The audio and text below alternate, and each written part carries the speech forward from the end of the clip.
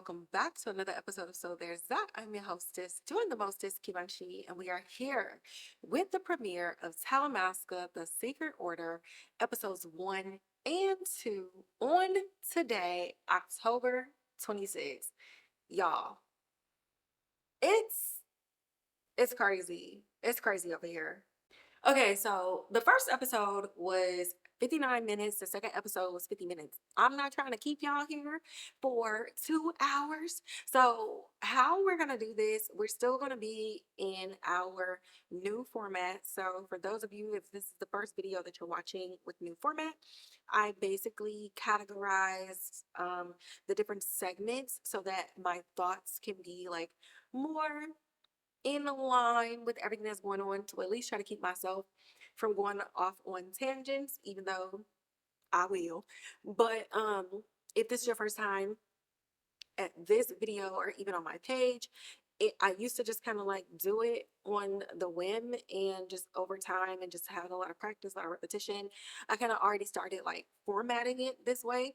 But I decided to have my handy dandy iPad and just make sure that I'm keeping everything good to go. And it's just a bigger screen than my phone. And so I don't have to keep like tapping the screen, doing all this and the third. So if you aren't new here and you're wondering like what's going on, that's basically what's going on. But let's get into it.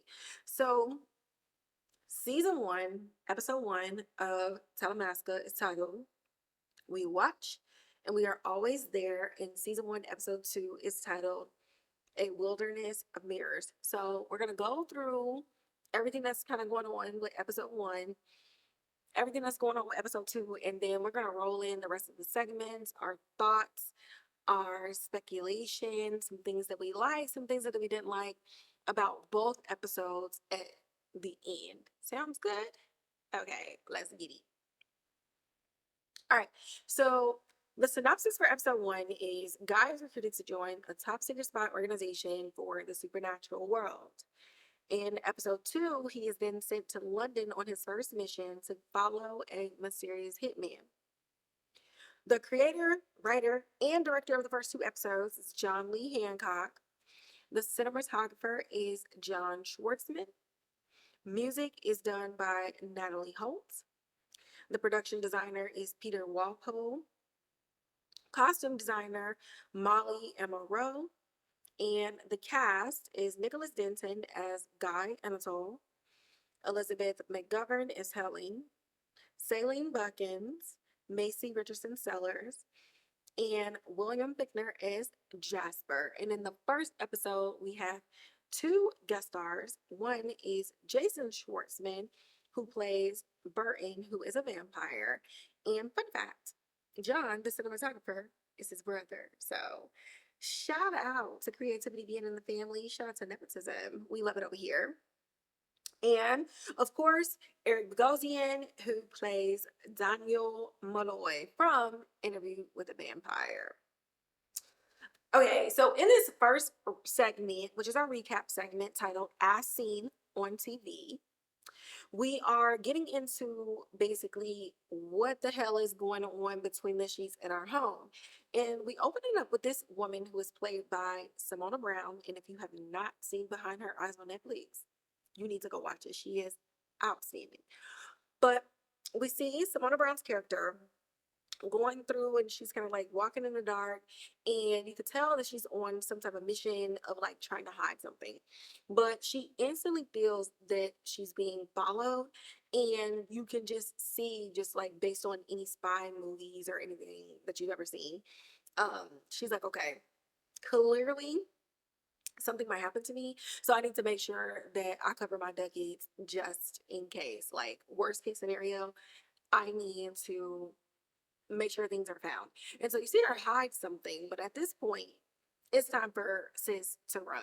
So she ends up going into like an abandoned rail yard. And from there, these like creatures, like super shadowy, super sinewy, they're there and they're just kind of like standing there. And then out of nowhere, you get this other figure pulls up in a car, and you hear like this clicking noise, and it's basically like a dog training device. And now these creatures are moving towards her. Listen, my sis was like, get torn apart in a slow death or die quick. And so she's like, Jesus help me, and she jumps in front of the train. Boom.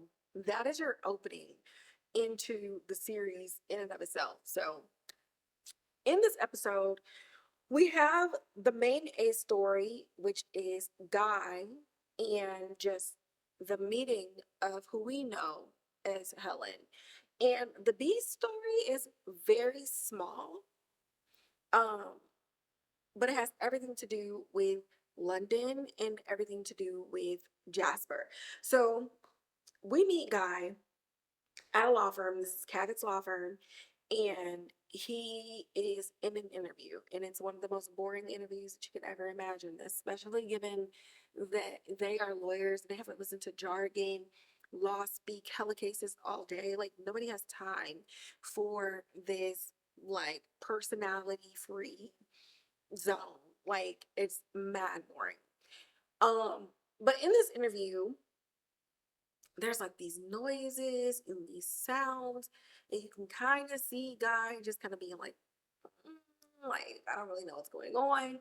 And they're just like, all right, well, we'll call you. And that's when he's just like, okay, listen, all bets are off. Listen, I'm broke as fuck, but I got good grades. Okay. I wasn't in nobody's country club. I was at the library. Like, ain't nobody finna work harder than me. I don't know my daddy. My mama is dead. Like, I'm the perfect person. I have no life. Okay. So, ain't that what you want? You don't want nobody calling you and being like, oh my God, I'm hungover. Oh my God, I'm in the Cayman Islands. Like, no, I'll be here to work for you day in, day out. Work life balance? Hell no. Don't have it. Don't know it. Never matter.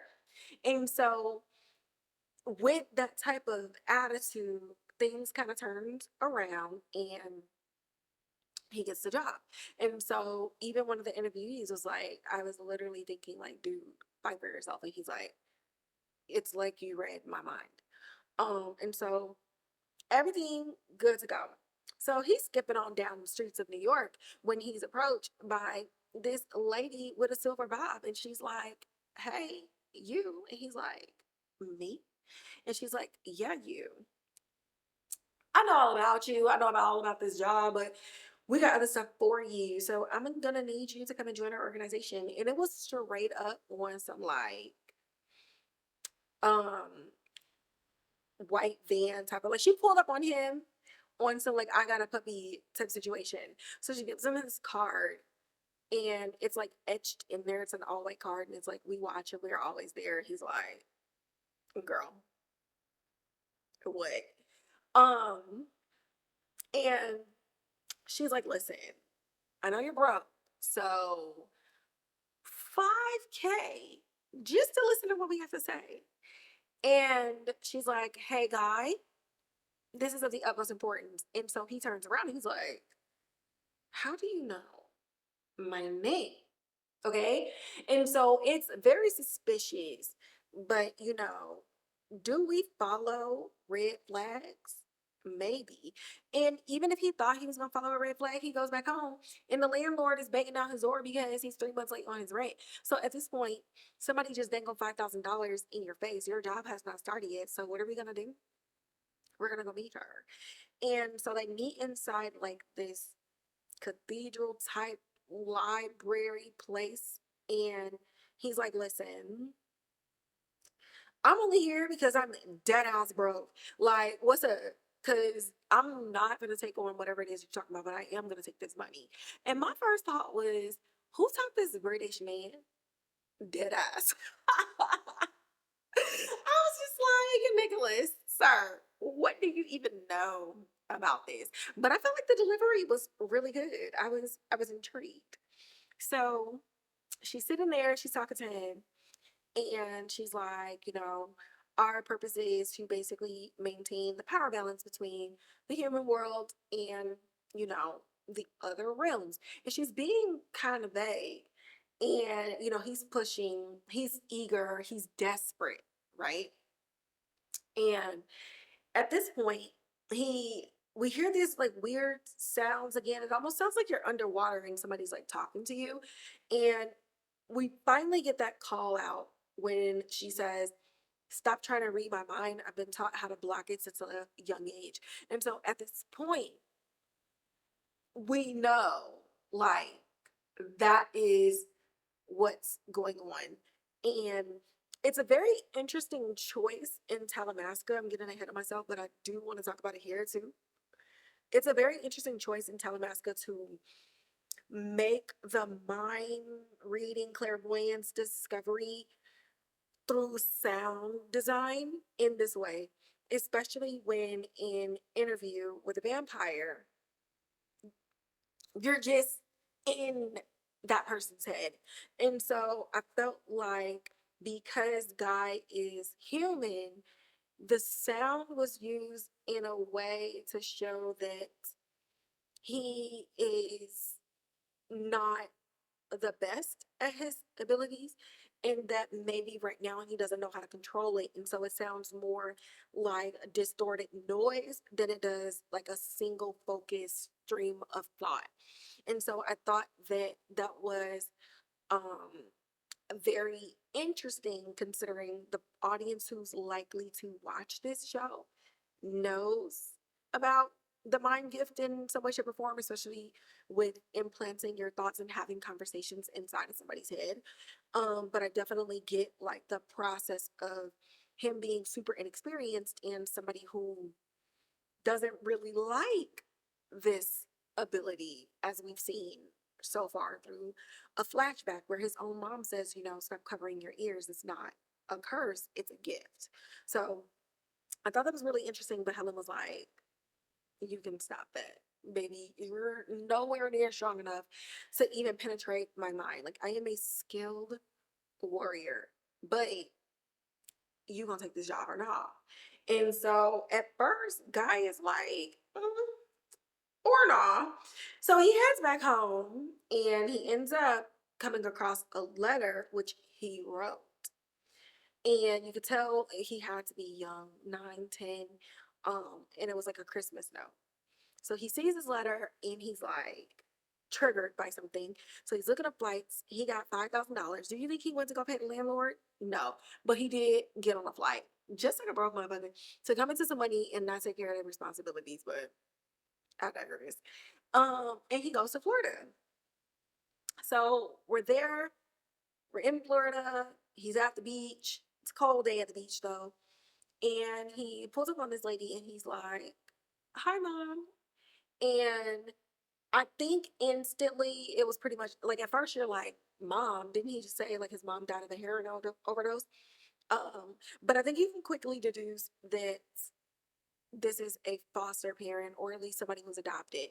And we see and find out in this scene that she did foster him when he was 9 years old.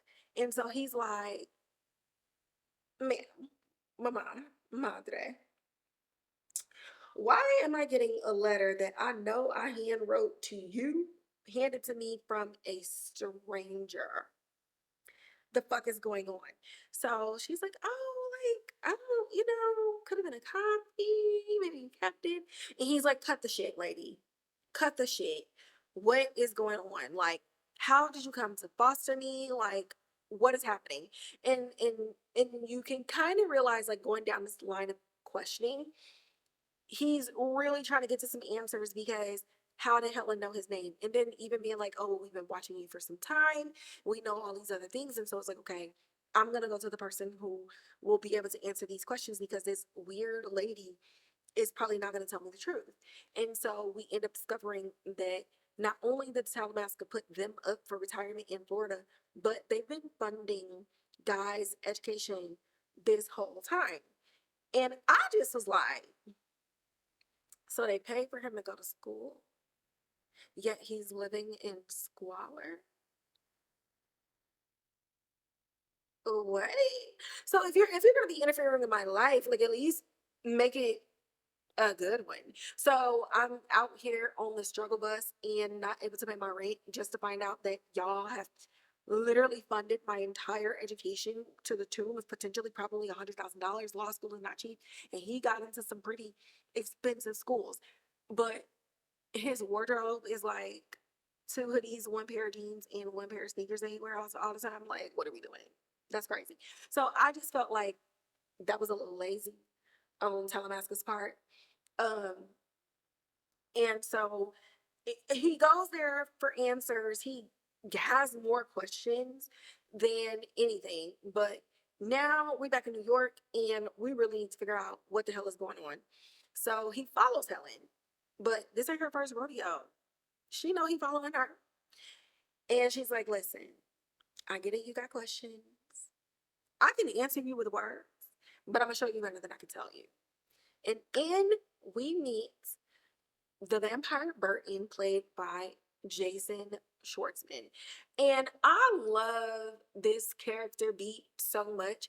It really just like broke up the seriousness, the speed, and the chaos of everything that was happening already. And you get like a little bit of a comedic beat in there.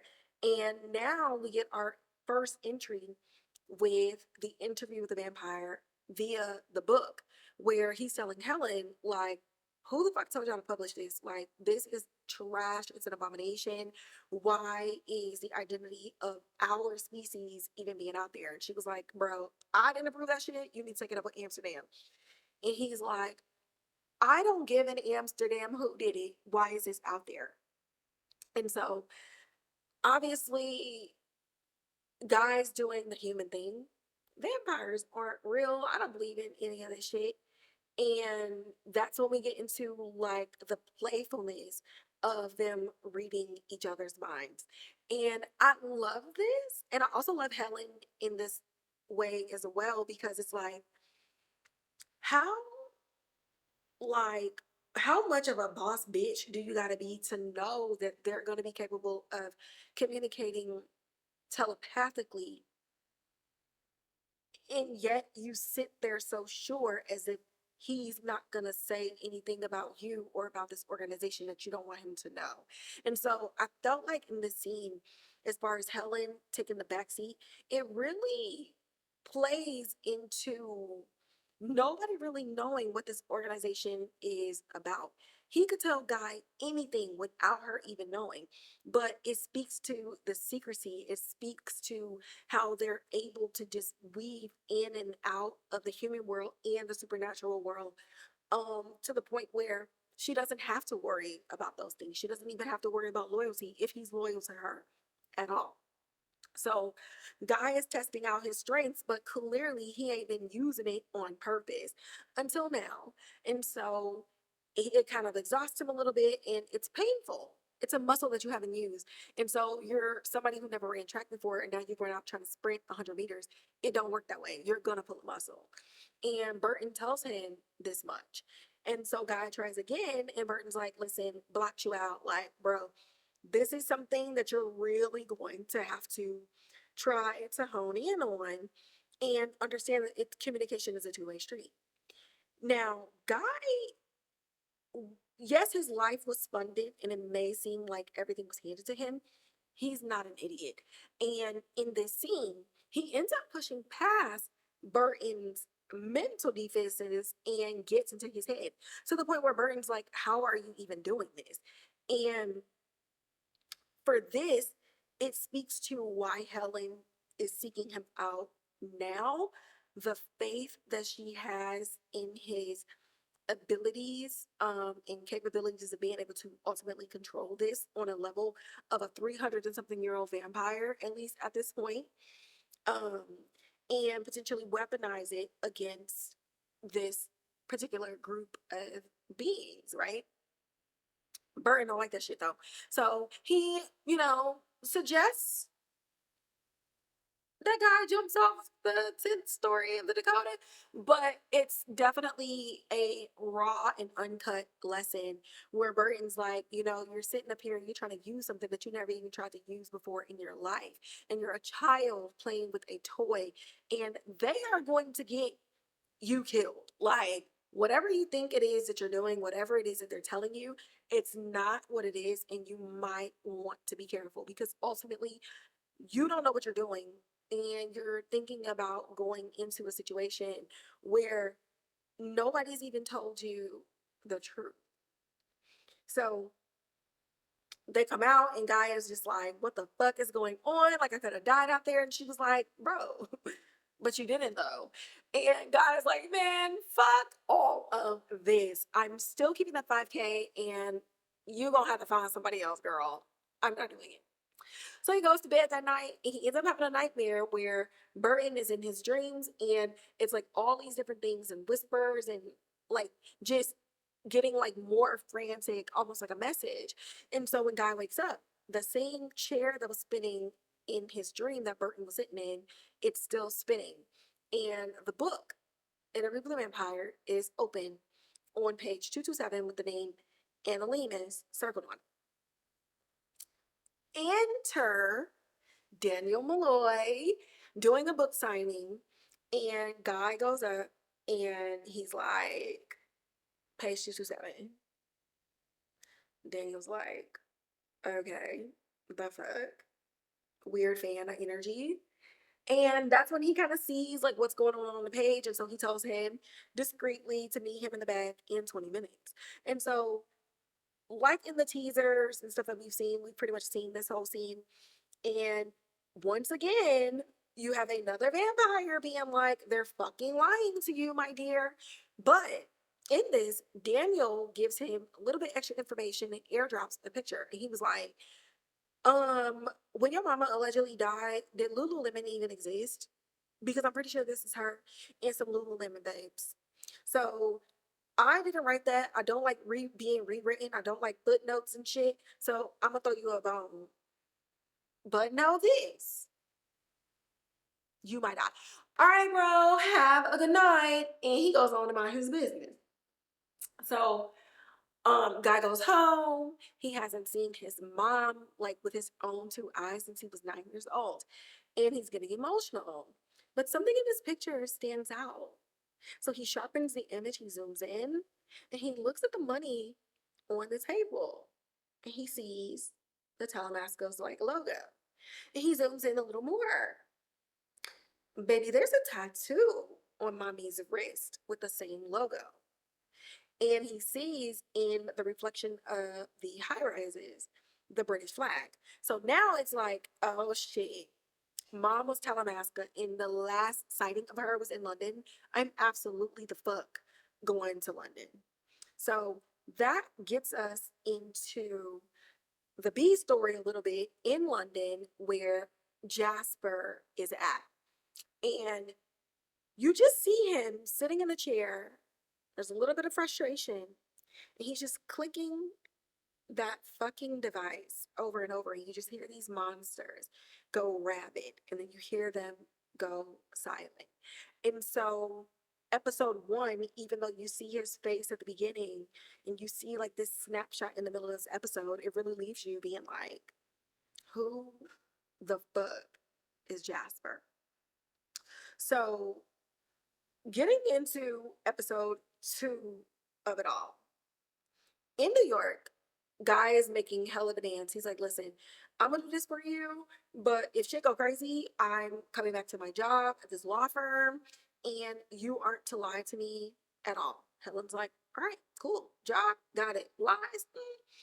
What's a lie? Give me the definition. Like, she's like, okay, like, truths. If I just don't say anything, like, what's up? And he's like, don't lie to me. She's like, all right, all right. So he ends up having like 1 week to get a crash course on stuff that people have been doing since like they were born, potentially. So it's completely dangerous for him. And she even tells him, In a polite way, she says, there's a degree of personal peril. And I was like, I love how this is like a beautiful way to say you might die. And you sign on the dotted line. So if you do die, like we're not responsible for your death. Go ahead and sign this waiver, babes. And he's like, okay, cool. And she's like, another thing. You be swallowing that clonazepam like Pez, baby. I'm gonna need you to keep a clear mind. Yes, I know about your drug misuse. Let's chill. So guys like, all right, girl. All right. Cause there's more money on the other side, right? And my job? Okay, cool, cool, cool, cool. One last question. What's your name? And I was like, bruh, you're going on a mission and you never asked her name. What is happening? What is happening? So confused. So here we are in London. We've traveled to Florida, back to New York, and now we're in London. So Soledad's death is being investigated. And you know something that I've learned when watching a lot of British TV? If there is a woman detective with a mean ass bowl cut, baby, she not playing no fucking games. She is about to solve this crime like nobody's business. She is a monk on the case, okay? Like, you're not getting away with murder when you see this bowl cut Bob on a British lady detective. It just is what it is. So everybody's like, oh man, she jumped in front of the train. And she's like, so why it look like she was eating? That don't even make no sense. Make it make sense, bro. And so right away, you could just kind of tell her spidey senses are up. But her superior is just like, yeah, this is kind of crazy. Women don't commit suicide like this, but like this is an open and shut case. And she's like, okay, anyways. And so you could just tell she not finna let this go. Like she not letting it go. And honestly, shout out to you, sis. Shout out to you. So back at the London mother house, Mr. Owen gets information that the Soledad case is being investigated in a way that does not point to the London mother house nor Jasper. And he laying on his couch and he listening to some music and he was like, okay, this could have been an email, a text. Like, I don't, what are we doing? But I mean, I guess if you're a secret organization, then, well, no, because they make seeing paper. Yeah, I don't know why this could have been a text. Does Jasper have a phone? Intercom, something. This was unnecessary. And honestly, Jasper was like, I paused my music for this. Okay, girl. So, anywho's, um, Mr. Owen goes back and he ends up bringing in Mr. Checkers. Now, Mr. Checkers, his energy is just so bright. It's so bubbly. You know, he doesn't take himself nor the world seriously. And Mr. Owen's like, hey, babes, where's your key card? He was like, bro, it's right here. Wait a minute. Wait. And he's like, yeah. You're not in any trouble. What I do want to know what your relationship was with Miss Soledad. He was like, I mean, we went dancing or whatever. Like, it was chill. Whole time flashbacks. My man thought he was gonna get lucky. And it turns out that she swiped his key card, and that's how you know, like, she stole something from them or something to do with them. And so, of course, you know, not securing your secure belongings and stuff like that, he tells him he's gonna get demoted. And Mr. Checkers is like, man, fuck you. You over here taking orders from somebody else because you a little bitch. Then he looks at the camera and he was like, I know you up there. Show your face. Show your face. Since you man enough to send him down to do your bidding, how about you come down here and do it yourself? And so Mr. Owen's like, Mr. Checkers, babes, I'm sorry. Like, it's not personal. It's business. And I felt bad. Because like he was just out trying to have a good time. Like, why does he have to be punished because somebody stole from him? That don't make no sense. He's the victim. He is the victim of a crime. And now he's demoted. This is dumb. I would not want to work in the mother house. This is crazy. Y'all was a strict. So all of that happens. Meanwhile, Guy lands in London and he has a flat. And he's working at a juicy bar. Like, if you've ever been to Korea, then you know what a juicy bar is. But yeah, that. It's not like full-fledged stripper, but it's not like just titty bar. I don't know. It's a juicy bar. Let's see. Look at it. Um, and so he's there and he's trying to just like blend in. He's doing a terrible fucking job. But he has accesses to Talamasca database and he uses this to try to pull information from their servers on his mom. But of course, everything is redacted. So you don't think this organization would have been able to hide all the information? They didn't even tell you that your mama was one of them. Like, you starting off with a lie. You're starting off with a lie. What did you think was gonna happen? The card said we watch and we are always there. You don't think it's digitally either? Like, let's use our brain cells. But we actually find in episode 2 that Guy doesn't use a lot of brain cells at all. Hence why he's at the bar and he's drinking. And a sis sidles up over, and I'll be so real as somebody who's lived out of this country for some years. Um, I don't know, maybe it's a woman thing and like self-preservation, always looking out for yourself and making sure you're protected and all types of other stuff. But like this girl comes up and she's talking to him and she's asking hella invasive questions. I'm just like, this got to be the nosiest bitch in the UK. And he's trying to evade some of the questions, but he's also entertaining some of these questions. And I'm just like, bruh, shut up. So she takes her belongings. She slides all the way over or whatever. Her backpack is open. He peeps a book. You know, maybe she's a student. I don't know. But she just seems really like super chummy. And so I guess we're going to cheers to this beer. And we're doing all this other stuff. And I mean, my sis is yapping, yapping, yapping, yapping, yapping, yapping, yapping. Finally, we get to names. And we learn that her name is Kevis. And it's a cute name. I'm actually not mad at it. It's spelled Keves. And if the captions are correct, then that was what was written on the script. I like the name Beautiful Girl, just way too invasive, way too nosy for me. And she even goes as far as taking a selfie on one of those Fuji um instant Polaroid cameras. And I'm just like, bruh, you're working for a secret organization. Why are you putting your face inside of something that can be tracked back to you? Like, it was just like, oh my God. In this 1 week crash course, did y'all not tell this man to not be caught in no photos? Don't be out here talking to strangers. I mean, like the basics, okay? But he's young and he's stupid, or however Riley Ritchie's song says.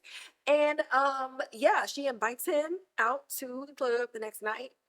And you know, he's sitting in his house, he's noisy as fuck.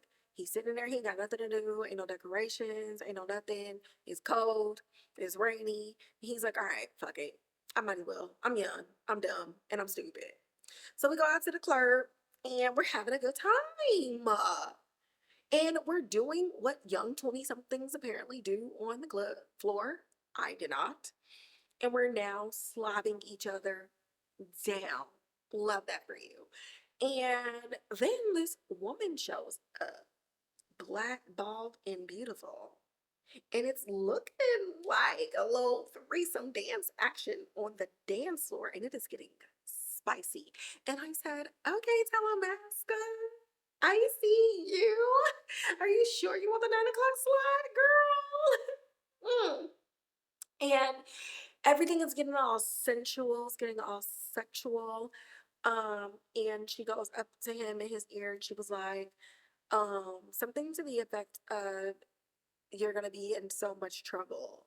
And so he's like, yes, spank me. But the audience is like, sir, you're dumb.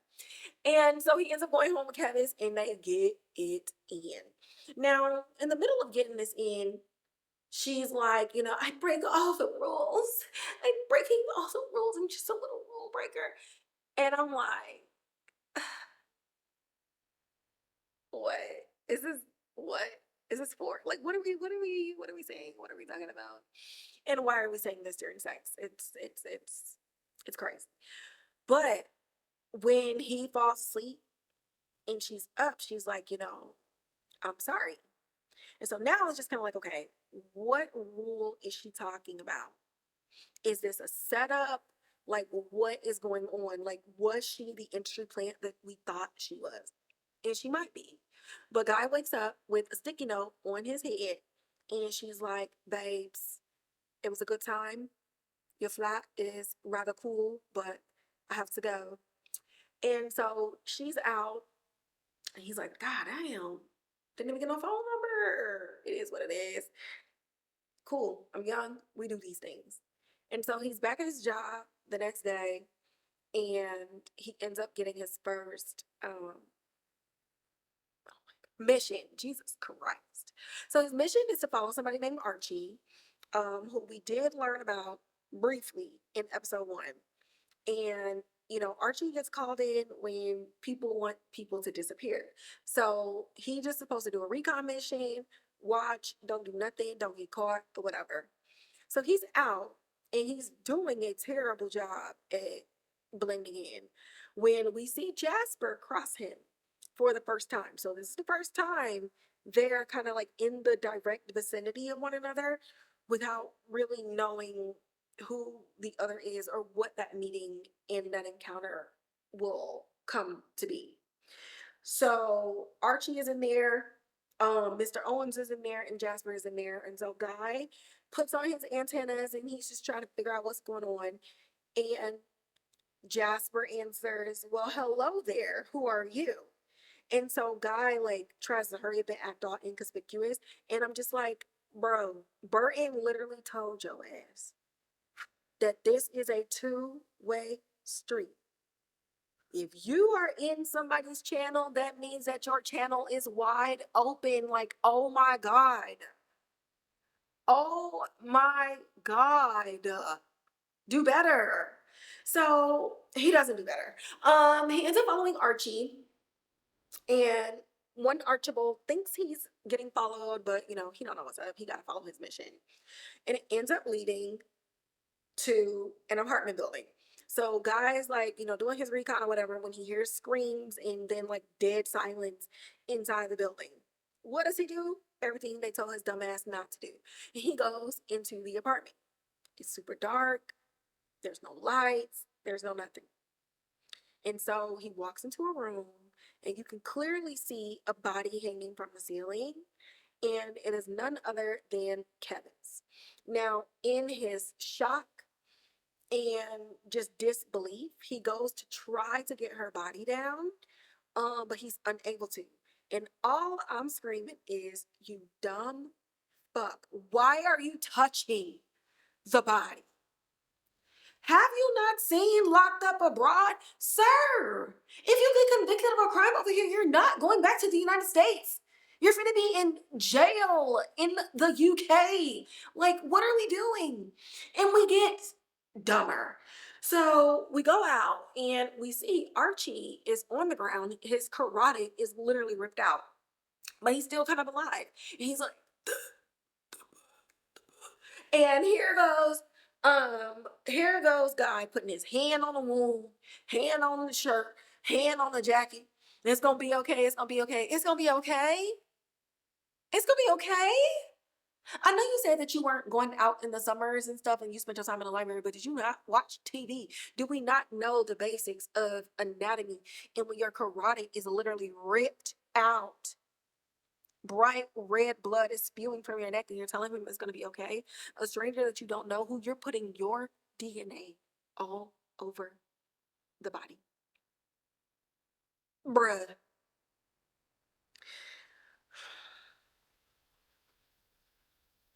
Yeah, so there's that. there's that. Episode episode one, episode two. And the fact that episode two literally ended on me calling Guy a dumb fuck was crazy. It was crazy. But you know what? We're gonna break it down. We're gonna analyze some things. We're gonna go over some things that I did not like. We're gonna go over some things that I did like as we move into our segment titled Behind the Lens. So first, let's talk about the strengths. Okay, let's gas them up. So if you've already seen my review, you know overall I like the series. I think the concept of it is rather intriguing.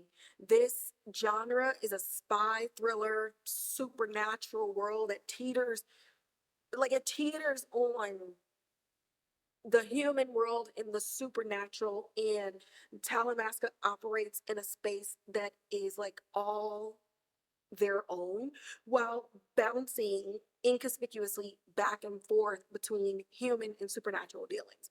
I like that as a concept. But in this, as we go through episodically, we're just going to break down strengths and weaknesses of um, the episodes specifically, what could have been done better, what I would have done, what people might have wanted to be done. Um, and then we're gonna get into like what was the direction, what was the cinematography like what are some of the other decisions made to bring these episodes together. So first off, strengths. This one is a double-edged sword, but I did put it in the strength. I like how we jumped right into the world of the Talamasca. This show in their existence does not exist in a vacuum. And because we knew going into it that there would be a connection between the Talamasca and Interview with a Vampire, especially with Raglan being in season two, they had to start in the middle of something. That is a huge gamble.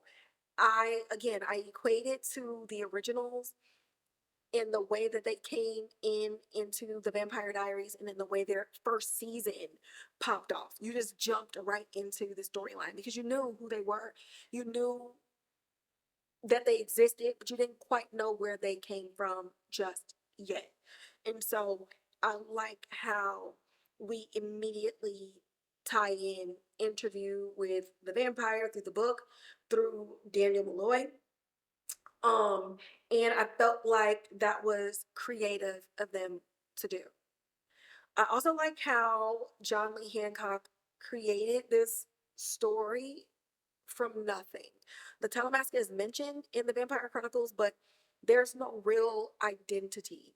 And when it's written in a book, it's very easy to mention them and disappear, and mention them and disappear, because the person that's reading can visualize the secrecy of it all. It can feel as if they themselves are being surveilled. So then how do you turn a surveillance operation into a show?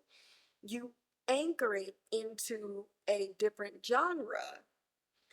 That way you can get as creative as you can within those dramas. We've all seen these action movies, action shows. Like, hello, it's like Fast and the Furious fucking 33. And cars are doing all types of crazy shit. And so when you take the supernatural, when you take the spy thrillers and the James Bond of it all, and the Fast and the Furious, and being able to do anything within that realm, you can get Talamasca off the pages and onto the screen.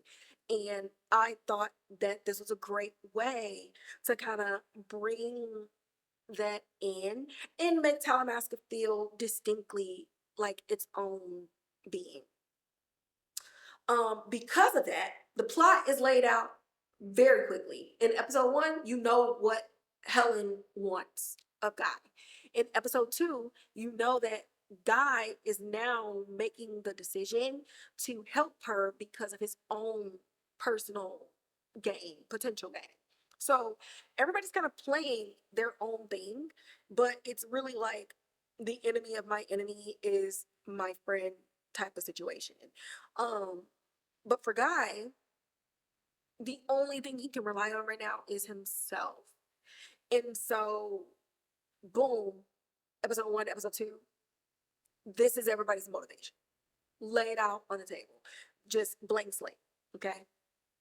Lastly, I felt like because of the route that they took, they didn't insult their primary audience's intelligence. Most people who are going to watch this aren't new to Anne Rice. The majority of the people who are going to watch this first are going to be the book readers and the people who watch the TV show, the people who watch the movie, but mostly the people who watch the TV show, right? Because we got these Talamasca agents within the TV show. And so if you are aware of season 1 and season 2 of Interview with the Vampire, then you're not taken aback by the place of Talamasca and just getting right into it. That being said, one of the weaknesses, and like I said, it's a double-edged sword, is jumping right into this world, because you do have another side of audiences that may stumble across this.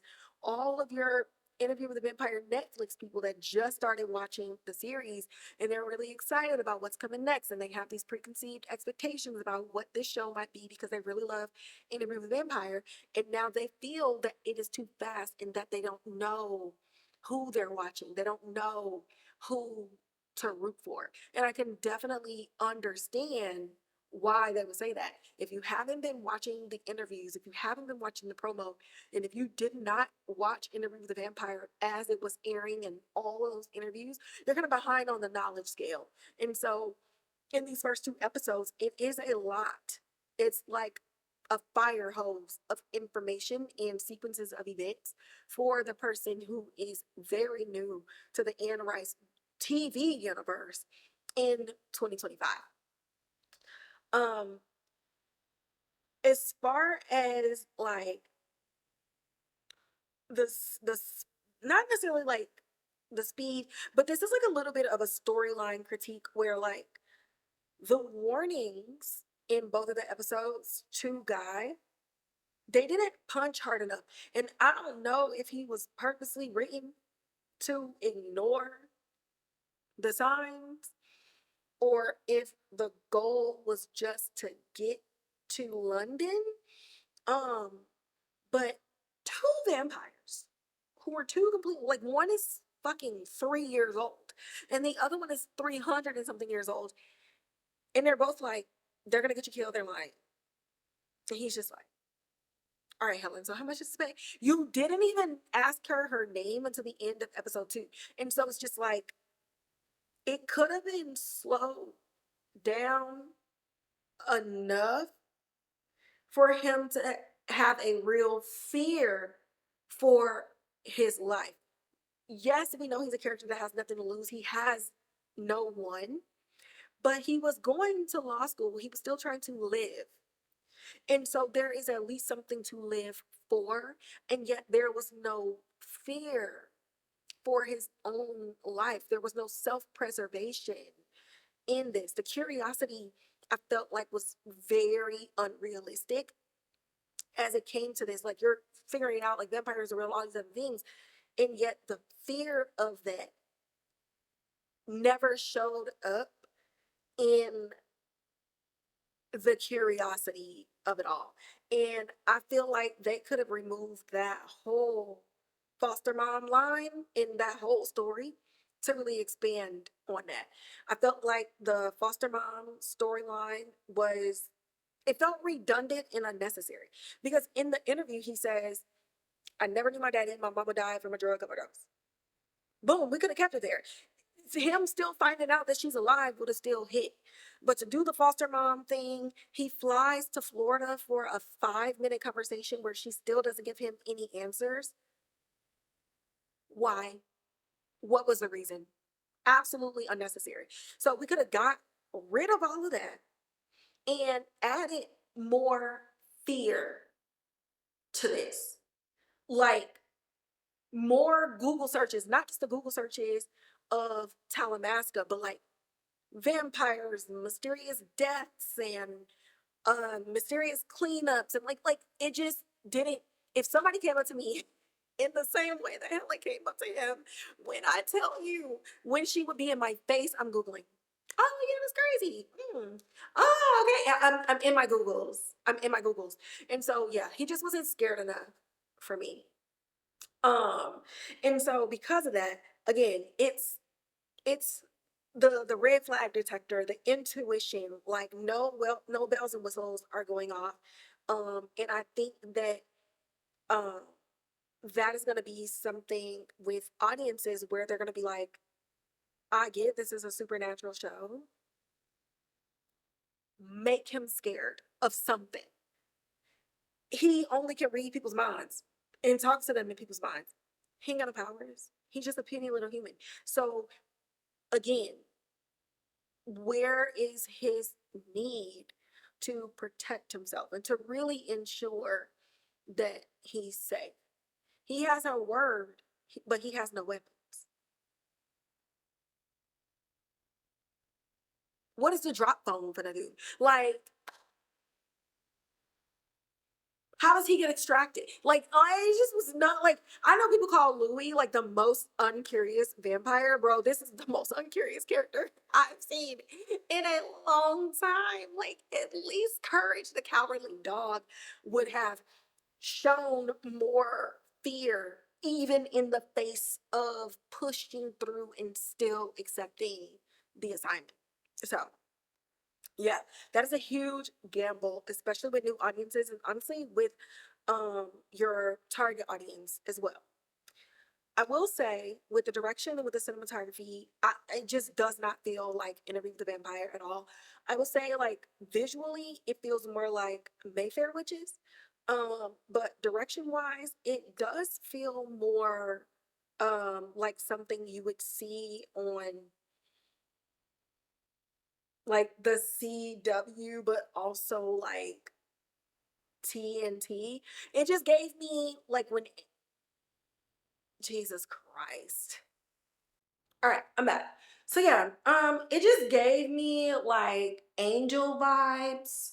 Um, what channel did Supernatural come on? USA, TNT? It just gave me like a different network vibe. It didn't give me AMC vibes.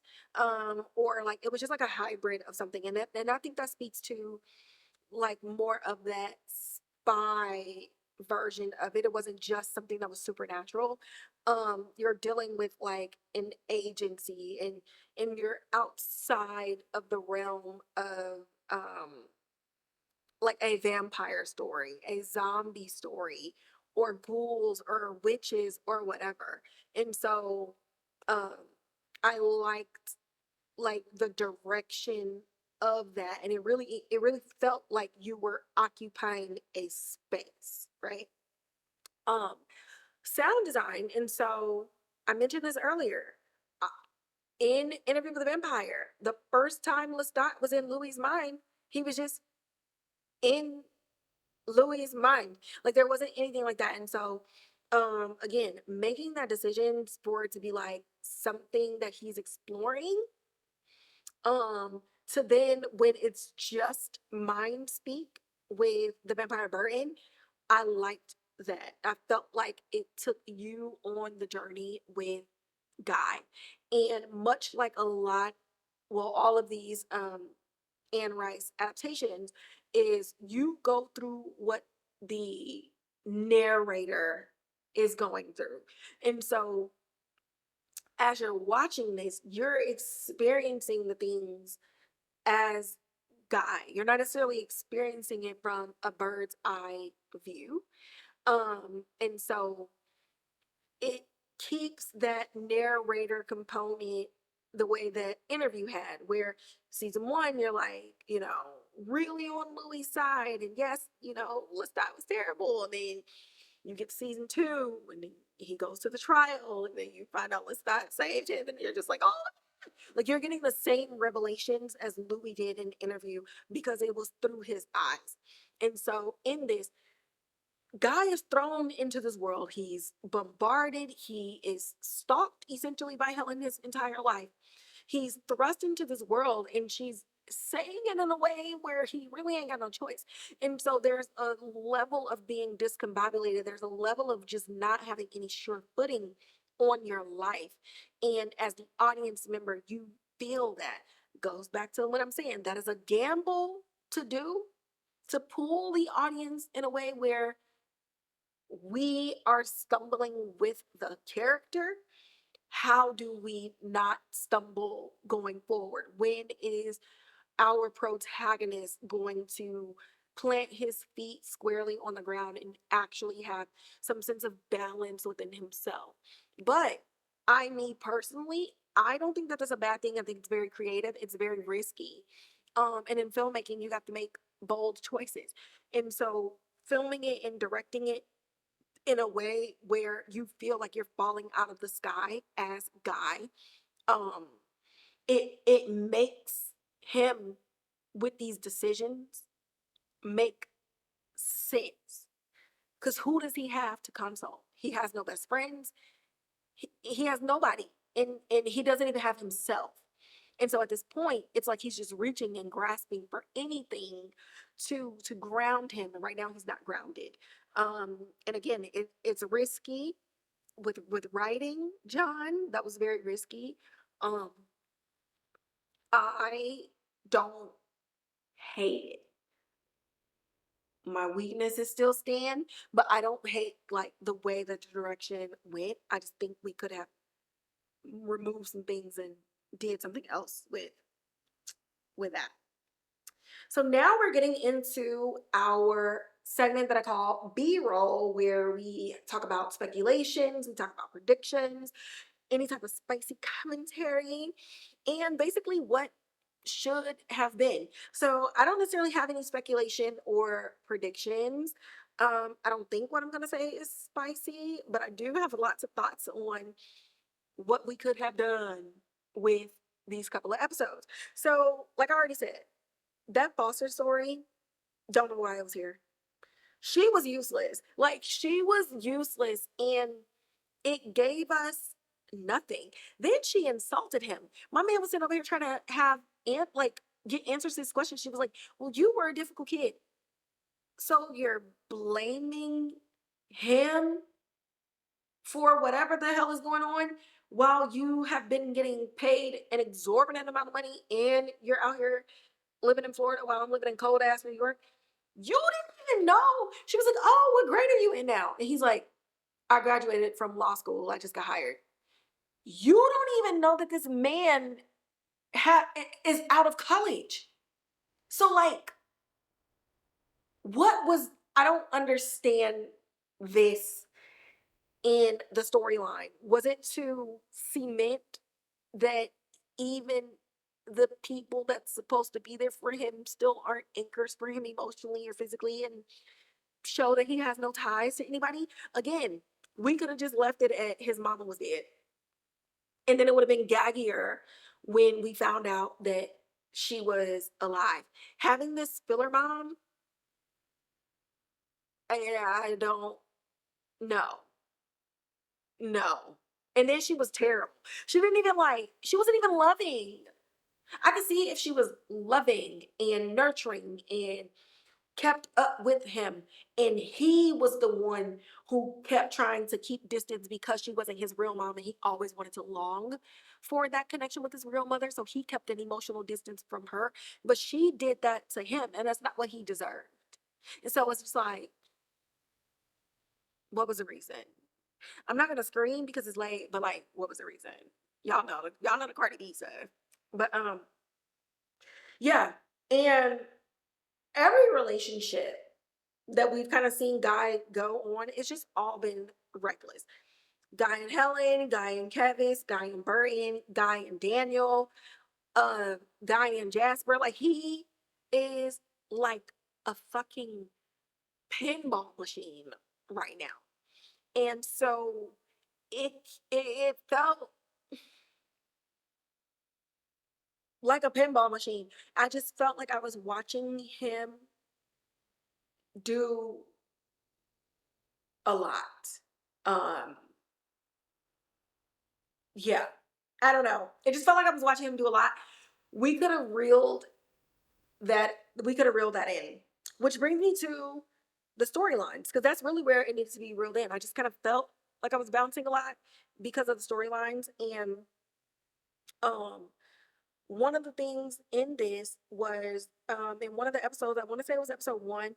Helen pulls out a picture of these twin girls, and then her secretary walks in and she puts it away.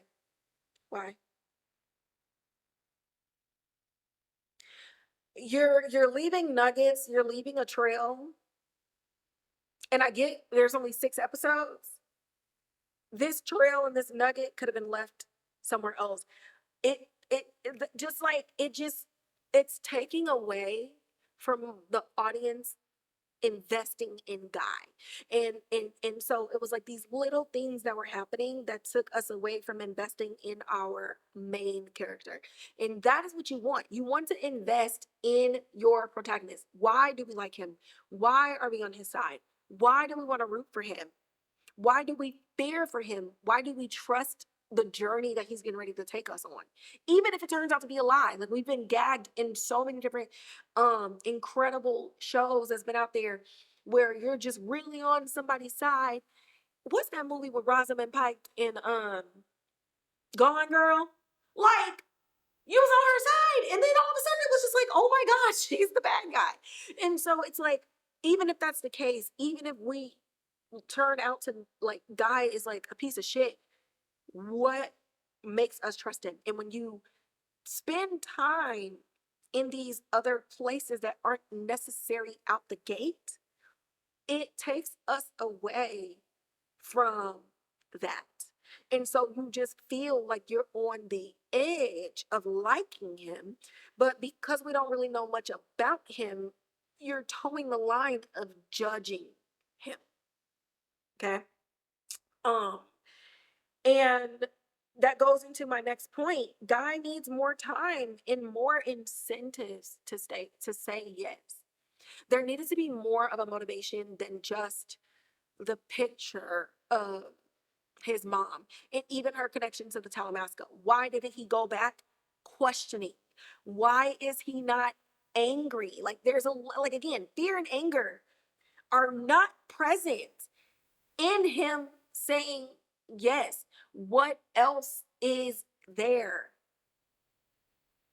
What else is there? And so what we could have taken away, another thing we could have taken away in order to really figure out like what that was and to have a confrontation with this fucking stranger is Jasper. I do not like the Jasper reveal. I don't. Not at all.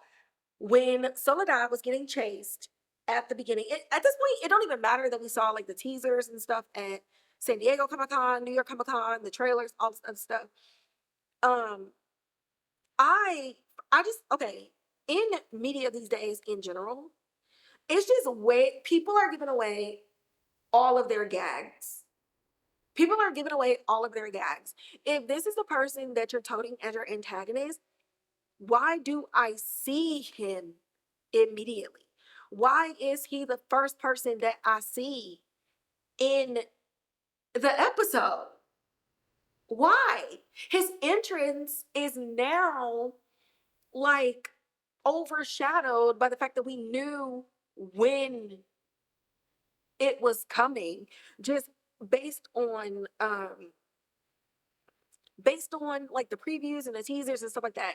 And so had it just been the clicking and the all this other stuff in his silhouette, cool, the audience would have known like, okay, we know this William Fichtner, obviously we've seen his character. But like showing his face at the end of that scene, it why? It takes away the mystery for the audience. And so you take away the foe in a sense. And we didn't need to see what the foe looked like just yet. Like Jasper could have been, even through promo, I feel like we could have found a way to not know who he was. That way, when you see him on the sidewalk in front of Guy, and you know that they don't know who each other are, that whole scene would have been way more epic if we did not know that Jasper was already the bad guy. It could have just been some other vampire, and Jasper's like, oh, I mean, and then Guy's like, oh fuck, there's another vampire up in there, and da da da da, and we move on.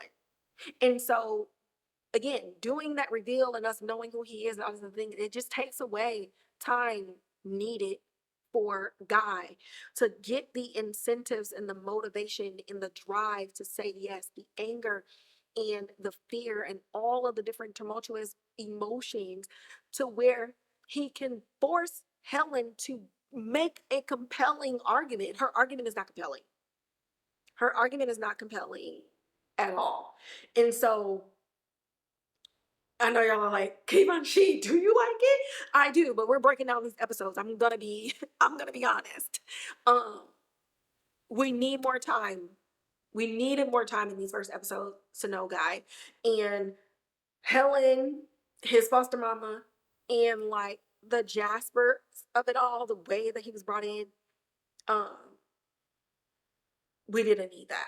I think we could have did without that.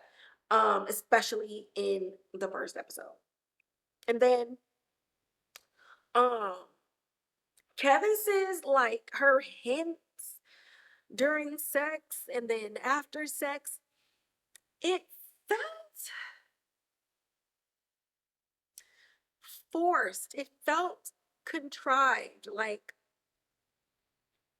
I break all the rules. I'm a rule breaker and I'm sorry. Like, sorry for what? And up until that point of her even saying those words, she didn't necessarily do anything that made you suspicious other than being a nosy bitch. Like, there was nothing, there was no, she slipped something in his drink, she slipped something from his pocket, she slipped something into his pocket. Like, what was the point of these words when the result was still going to be her dying and him realizing, oh shit, the girl that I had sex with last night is dead? That's crazy. Like, again, like, she didn't know him. He didn't know her.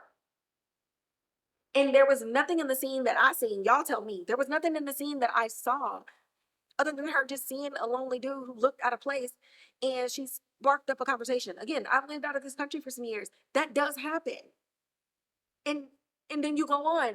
And then you just have a cool story to tell when you get back home. And they have a cool story. And they tell you good places to eat and drink and all these other things. Like, what was that? It just seemed like we're getting to the point too fast. And we're missing some things along the way. So do what you will with all of that information, but I'm going to leave that there as I slide into the final segment titled Hot Reels, where we give hot takes, whether it's my hot takes, your hot takes, what we see on the internet, because maybe the chatter is loud. Y'all are mostly negative. Like, I don't know. I don't like giving my 2 cents without seeing something for myself. I don't like hearing what somebody else said and thought and saw. Again, um, like me and my wife, I like mushrooms. She don't like mushrooms. So are mushrooms nasty? Well, to her, but not to me and not to somebody else. And so it's the same thing. It's just like I felt like I saw a lot of commentary um before that first episode even dropped, at like the preview or whatever. And it's just like, what are we doing? Can we wait? You know what I'm saying? So I guess that's like my first hot take. Just stop running your mouth about anything until you get firsthand experience with it. And with the way that social media is, it's just so easy to be like, well, I heard. And then by the time you get to the 20th, I heard, the 21st person is stating it as if it's a fact, but it's so far removed from the original context that it ends up being a falsehood, basically. So, yeah, protect y'all skills. Anywho's, so the first hot take is that a lot of people feel like this is another sinking ship along with Mayfair Witches. And I feel like there's 2 reasons behind this. The very first one is one that I'm gonna just say it. People are looking for Interview with a Vampire in Talamasca when they don't have the same writers, creator, directors, actors, source material. Like how you're not getting a replica of Interview with a Vampire. Like it's just not happening. It's not the same team. Mark Johnson is the only through line through all of these things as an executive producer. That is it. That is it. And so it is unfair to compare it to Interview with a Vampire, especially a show like this that has no source material. If you don't like it based off of the merit of the content in which you consumed yourself, not because you're filtering it through Louis and Lestat. Like it's unfair. It's an unfair thing in that. Now, on the other side of things, right? People who have watched and they're kind of questioning things, they're saying a lot of the things that I said in the weaknesses and talking about like the speed and talking about a couple of the storylines. And in that, they are wondering if it'll be like Mayfair Witches, where it is way too fast to the point where you're not able to connect with any of the characters, any of them. And I'm be real, the last show that I saw that was this way was Pulse on Netflix. It did not get renewed for season 2. Um, so really finding a way in 6 episodes, which I know is so hard, but there really needs to be some wiggle room and some sacrifices of other stories to really invest in your protagonist. If nobody else invests in your protagonist, because if you get greenlit for the season 2, you can drop a nugget about something else that you wanted in the beginning and keep that storyline open for the next season. So in that, I can definitely see the concern that Talamasca might follow in the footsteps of its um, older sister instead of maybe the success of its oldest sister. Um, but that's to be seen. We got 4 more episodes to go, man. Who knows? The rest of these episodic reviews might be a little bit different. But my hot takes as far as the storylines and some of the characters go, I'ma just say it. I don't like to compare. Mm. Jasper. Jasper is like the sexiest, oldest vampire in the series. I'm just saying it. I'm just saying it. Like, I'm sorry to the rest of y'all. Jasper got it. Jasper got it. When he was laying on that couch, lounging around in that t-shirt, I said, okay, listen. How I get to the London house? Love him. I just love like the energy of William Fichtner and what he's bringing to the table. I stand by what I said about his introduction and his reveal. Um, but his performance, incredible. Incredible. He's so good and he's so like mm, even though like he was out there chasing Soledad, you still want to be like, well, maybe he's not bad, like for real. Like maybe he's not like for real a bad guy. Like he just kind of plays in the morally gray area, just off of his whole vibe. Like you want to believe that there's a reason with him. Yeah, he's took over the mother house and he had his people eat Soledad, even though she was already dead. But you're just like, no, but like, no, no, but like, no, there's something else. Like, no, we need to know more. Like, I want to know more. I actually want to know more about Jasper than Guy. Like, the way that it was kind of all playing about, I want to know more about this vampire than the protagonist. So, do that. Do with that what you will. And then lastly, the last I take, um, Episodes 1 and 2 combined, even though I'm excited for the show, I like this genre. I love mystery, I love suspense, I love thriller, I love horror, I love vampires. Um, it felt like a short film that was trying to hurry up and get to the point at the expense of character development. So like in short films, you really don't have a lot of time for character development. You're trying to get from like act to act to act to get people to see enough of what you're trying to do to either get it funded for a feature film or just for that festival that you're going for and stuff like that. And so the way people consume short films is a lot different than they consume feature films. You know that there are going to be things left out because I mean, a short film is anywhere between 1 minute and I think like 45 minutes, but most people film shorts that are like 20 minutes or less. And so even in the 59 minutes in episode 1 and the 50 minutes in episode 2, it still felt like a short film that was trying to hurry up and get to the third act. Um, where like, okay, now we're getting to like the crux of things and blah blah blah. Like it just felt like that was the route. And so it does make you think like, what happened to my 2 hours of time? Like, did I learn anything in these 2 hours? Not really sure, right? So there's that.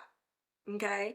And that's going to be that on this recap and review of the series premiere of Talamasca, The Secret Order, episodes 1 and 2.